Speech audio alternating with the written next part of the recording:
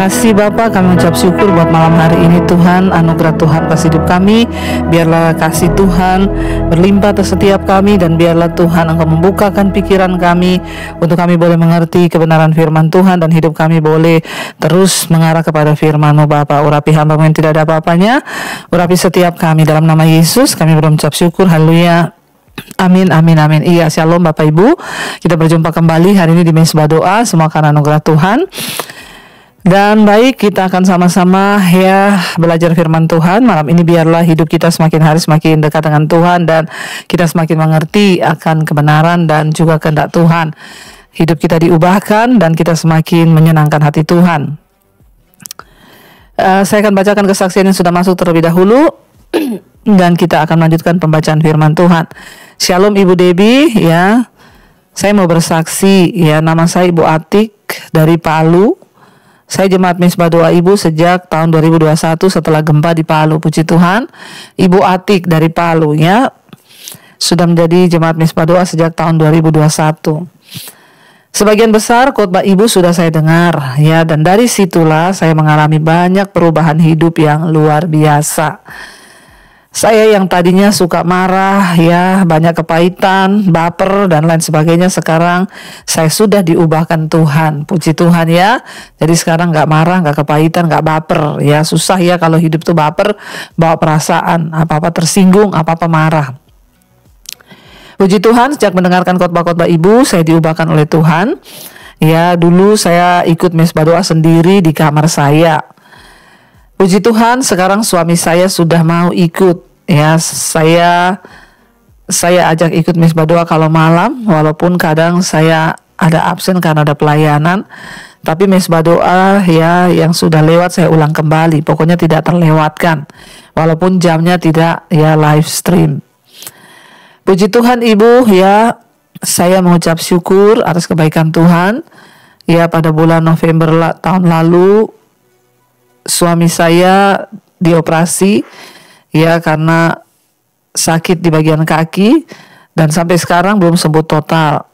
Bulan Desember kemarin suami saya belum bisa lancar berjalan, namun saya tetap terus bilang percaya kepada Tuhan dan terus minta kesembuhan secara total. Dulu sampai pernah menangis karena belum bisa ke gereja, tetapi saya sebagai istri selalu beri ya dukungan. Saya terus bilang mari ikut Mezbah Doa kalau malam ya, supaya hatinya damai sejahtera. Walaupun suami saya juga orang yang taat dengar firman Tuhan. Tapi puji Tuhan sekarang suami saya sudah ikut Mezbah Doa, dia rajin ya, walaupun ya sudah mendengarkan khotbah yang lain, tapi setelah itu ikut Mezbah Doa. Terima kasih Ibu ya atas semua pelayanan Ibu. Biarlah Ibu terus dipakai Tuhan melayani. Tuhan memberkati Ibu, keluarga, suami, anak-anak bersama seluruh tim di DPTV. Tuhan memberkati. Amin, amin, amin. Puji Tuhan saudara ya. Adalah satu kerinduan kita dan juga kerinduan Tuhan, agar kita dan seluruh keluarga kita boleh bersama-sama ikut menyembah Tuhan dan hidup takut akan Tuhan. Itu kerinduan kita ya, dan biarlah Tuhan yang menggenapi saudara. Dan ya, saya percaya orang yang mengandalkan Tuhan tidak akan pernah ditinggalkan. Baik, kita akan melanjutkan pembacaan firman Tuhan hari ini. Kemarin kita sudah selesai dengan 2 Tawarik pasal 27 tentang bagaimana ya Raja Yotam. Dan Yotam itu hidup dalam takut akan Tuhan, dan Alkitab berkata kemarin, Yotam menjadi kuat karena ia mengarahkan hatinya kepada Tuhan Allahnya. Ya, dan sampai akhirnya Yotam menutup mata, dia melakukan apa yang benar di mata Tuhan. Ya, dan Yotam secara umum adalah seorang raja yang baik, tetapi rakyatnya tetap bermoral bobrok. Ya, sebagaimana keadaan mereka selama pemerintahan ayahnya Uzia, orang-orang yang dipimpinnya ya tidak akan selalu mengikuti teladan ya pemimpin, dan akan selalu ada aja yang memberontak dan tidak taat. Tetapi hal tersebut tidak membuat Yotam terpengaruh dengan cara hidup rakyatnya yang tidak takut akan Tuhan ya, dan kita mengambil satu teladan juga bagaimana ya kita juga harus hidup di tengah-tengah angkatan atau keadaan zaman yang sudah tidak baik. Jangan sampai kita terikut dengan arus dunia Ya, tapi biarlah kita tetap berpegang pada prinsip-prinsip kebenaran firman Tuhan, sehingga kita bisa keluar sebagai pemenang, bahkan lebih dari pemenang. Dan kemarin kita sudah selesai dengan Yotam akhirnya meninggal, ya, dan dia digantikan, ya, Ahaz anaknya menjadi raja menggantikan dia. Dan sekarang kita masuk pada, ya, 2 Tawarik pasal 28, yaitu Raja Ahaz. Ketika Yotam mati, anaknya Ahaz menggantikan dia sebagai raja. 2 Tawarik pasal 28 ayat yang pertama. Ahaz berumur 20 tahun pada waktu ia menjadi raja, dan 16 tahun lamanya ia memerintah di Yerusalem. Ia tidak melakukan apa yang benar di mata Tuhan seperti Daud bapa leluhurnya. Jadi Ahaz ini naik menjadi raja, tapi dia tidak melakukan yang benar di mata Tuhan seperti Daud dan juga ayahnya Yotam yang sudah melakukan apa yang baik. Dia justru melakukan apa yang jahat. Ya, dan dikatakan, ya, tetapi ia hidup menuruti kelakuan raja-raja Israel yang lain. Ya, bahkan ia membuat patung-patung tuangan untuk para Baal. Ia membakar juga korban di Lebak Ben Hinnom, ya, dan membakar anak-anaknya sebagai korban dalam api sesuai dengan perbuatan keji bangsa-bangsa yang dihalaukan Tuhan dari depan orang Israel. Saudara, ya, Raja Ahaz bukan hanya menjadi raja yang jahat, bukan hanya tidak mengikuti teladan Daud dan juga Yotam ayahnya. Bayangkan kejahatan yang mengerikan dari agama yang mempersembahkan anak-anaknya sebagai korban.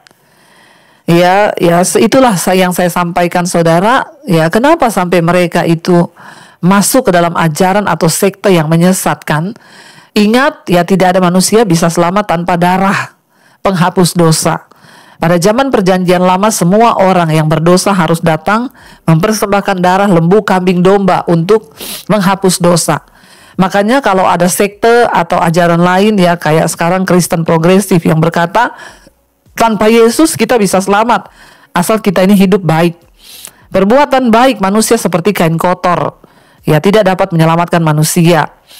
Ya, dan akhirnya sekte ini berkembang karena mereka ingin agar pengorbanan mereka itu diterima. Bahkan mereka masuk ke pengajaran yang menyesatkan, yaitu mempersembahkan anak-anak mereka, darahnya dicurahkan sebagai korban. Ya, mereka berpikir ketika mereka melakukan dan memberi yang terbaik, yaitu anak mereka, maka Tuhan akan senang. Hati-hati, saudara.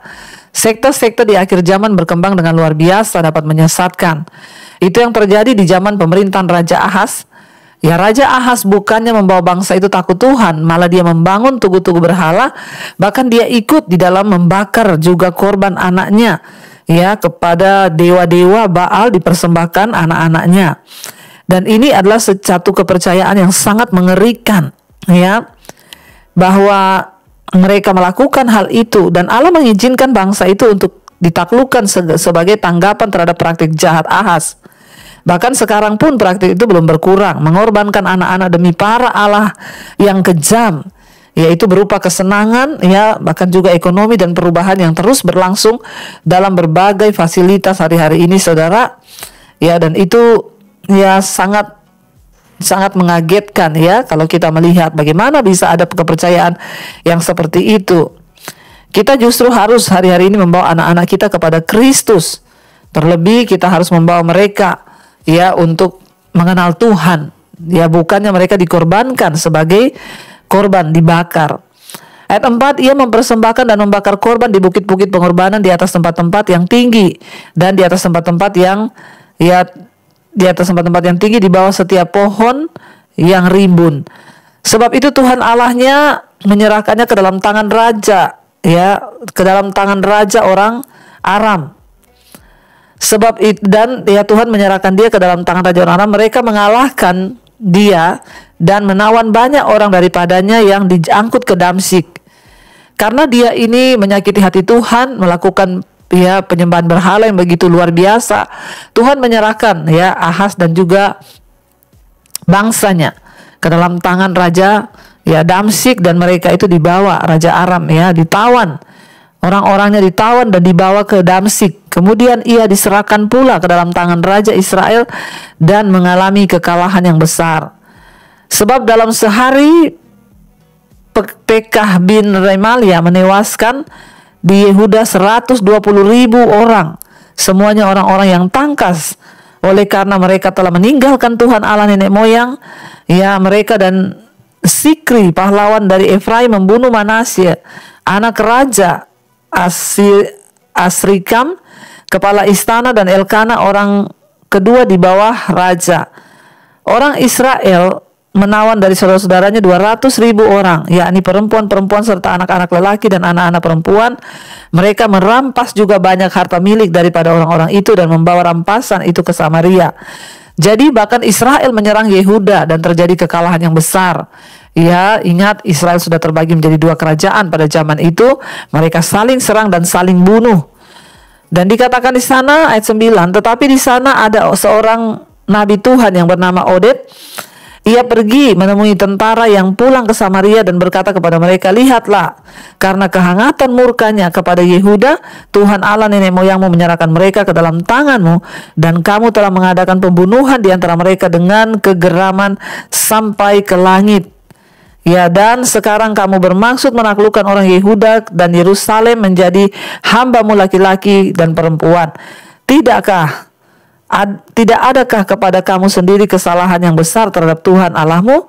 Maka sekarang dengarkanlah kataku ini. Kembalikanlah orang-orang yang kamu tawan dari saudara-saudaramu itu, karena murka Allah bernyala-nyala ya terhadap kamu. Lalu bangkitlah beberapa pemimpin Bani Efraim, yakni Asaria bin Yohanan, Berekia bin Misilemot, ya, dan Yehiskia bin Salum dan Amasa bin Hadlai menghadapi orang-orang yang pulang dari perang dan berkata kepada mereka, janganlah bawa tawanan-tawanan itu kemari, sebab maksudmu itu menjadikan kita bersalah terhadap Tuhan dan menambah dosa dan kesalahan kita.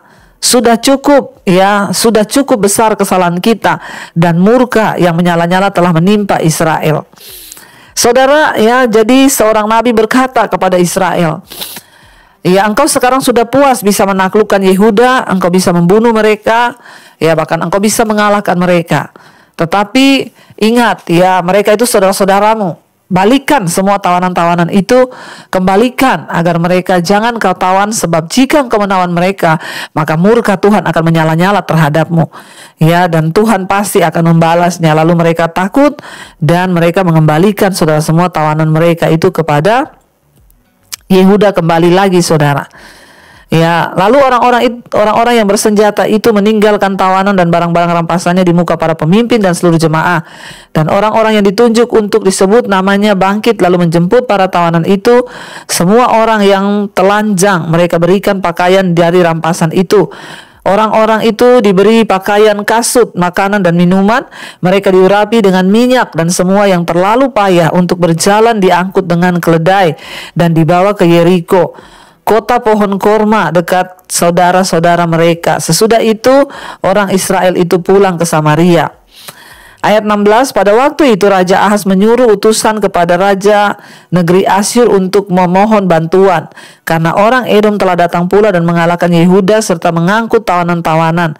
Orang-orang Filistin juga menyerbu kota-kota di daerah bukit dan di tanah Negeb Yehuda. Mereka pun merebut, ya, Bet Semes, Ayolan, Gederot, Soko dengan segala anak kotanya, ya, Timna dengan segala anak kotanya, ya, dan Gomso dengan segala anak kotanya, dan menetap di kota-kota itu. Demikianlah Tuhan merendahkan Yehuda oleh karena Ahaz raja Israel itu membiarkan kebiadaban berlaku di Yehuda dan berubah setia kepada Tuhan. Maka datanglah Tilgat-Pinesler raja negeri Asyur kepadanya, hanya bukan membantu dia, ya, melainkan menyesakkannya. Walaupun Ahaz merampas barang-barang dari rumah Tuhan, dari rumah raja, dan dari rumah-rumah para pemimpin, dan menyerahkan semuanya kepada raja negeri Asyur, namun perbuatannya itu tidak menguntungkan dia.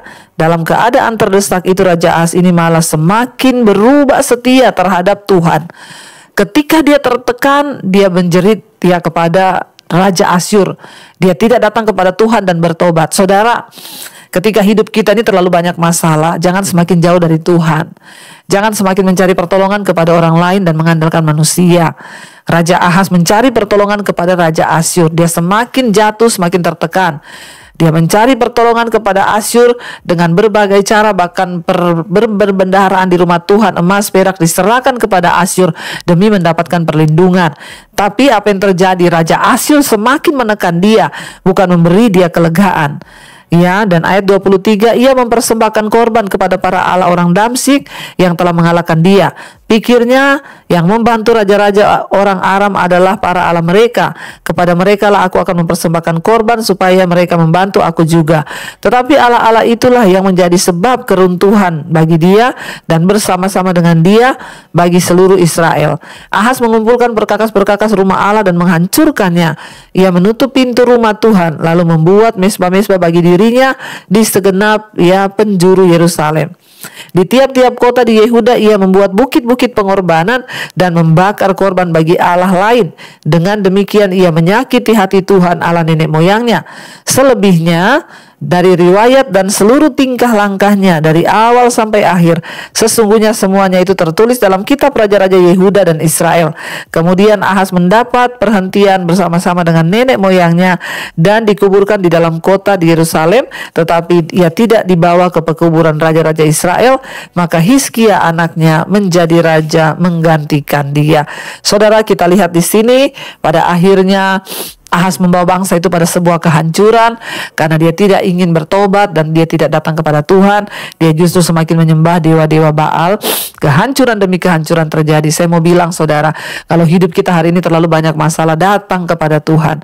Masuk di kamar, tutup pintu, menangis kepada Tuhan. Jangan kau andalkan kekuatanmu, jangan kau andalkan manusia, apalagi dengan menghalalkan segala cara. Yang Tuhan tunggu, kita datang di kakinya. Tidak usah minta tolong doa pendeta, tapi datang kepada Tuhan secara pribadi, maka Tuhan melihat sikap hatimu dan dia akan menolong engkau dan memulihkan keadaanmu. Mari kita tundukkan kepala, kita satukan hati, kita berdoa. Terima kasih Bapa, kami bersyukur, kami percaya Engkau Tuhan yang selalu beserta melindungi kami apapun keadaan kami. Tuhan Engkau Allah yang tidak pernah membiarkan kami sendiri. Tolong setiap anak-anak-Mu yang hari-hari ini Tuhan sedang ada dalam pergumulan yang berat, mereka merasa ditinggalkan. Tuhan pegang tangan mereka Bapa. Hamba berdoa semua persoalan-persoalan di hidup kami, masalah keuangan, kesehatan, pekerjaan, perekonomian kami, Tuhan yang pegang kendali. Tidak ada perkara yang mustahil bagi Tuhan. Sembuhkan yang sakit Bapa, biarlah saudaraku yang sakit berkatakan dalam nama Yesus, aku percaya ada kesembuhan. Ampuni salah dan dosaku Tuhan, bawa kami di dalam kekudusan-Mu Bapa. Kami percaya ketika kami sungguh-sungguh menyerahkan masalah-masalah kami ke dalam tangan Tuhan, ketika kami sungguh-sungguh bertobat, melibatkan Tuhan dalam hidup kami, Engkau Allah yang turut bekerja mendatangkan kebaikan bagi setiap kami. Berkati yang masalah keuangan, hutang piutang, Tuhan sanggup melepaskan asal kami mau bertobat. Terima kasih Bapa, berkati bangsa dan negara kami Indonesia. Lawatan Tuhan tercurah bagi bangsa ini, hujan pertobatan tercurah. Berkati Bapak Presiden Jokowi Tuhan, dalam pemerintahannya roh takut akan Tuhan dalam kehidupannya. Bahkan calon presiden yang baru Tuhan juga memberkati dengan roh takut akan Tuhan. Lawat bangsa kami, terjadi hujan pertobatan di dalam bangsa ini Bapak, dari Sabang sampai Merauke orang berbalik kembali kepada Tuhan. Juga semua benua Asia, Afrika, Amerika, Eropa, Australia, Tuhan berkati dengan campur tangan Tuhan. Terjadi hujan pertobatan, orang berbalik datang kepada Tuhan dan meninggalkan dosa. Terima kasih buat setiap kebaikan Tuhan di hidup kami. Kami percaya masalah kami ada jalan keluar. Kami percaya sakit penyakit kami disanggup disembuhkan Tuhan. Apapun yang menjadi persoalan kami, di dalam nama Yesus ada jalan keluar. Mari buka hati dan tanganmu saudara, karena itu terimalah kiranya berkat, rahmat, anugerah dari Allah Bapa, cinta kasih Tuhan Yesus Kristus, penyertaan Allah Roh Kudus turun atas hidup kita mulai hari ini bahkan sampai kali yang kedua Tuhan Yesus datang menjemput kita. Nama kita tercatat di dalam kitab kehidupan. Dalam nama Tuhan Yesus yang percaya diberkati Tuhan, katakan bersama amin, amin, amin.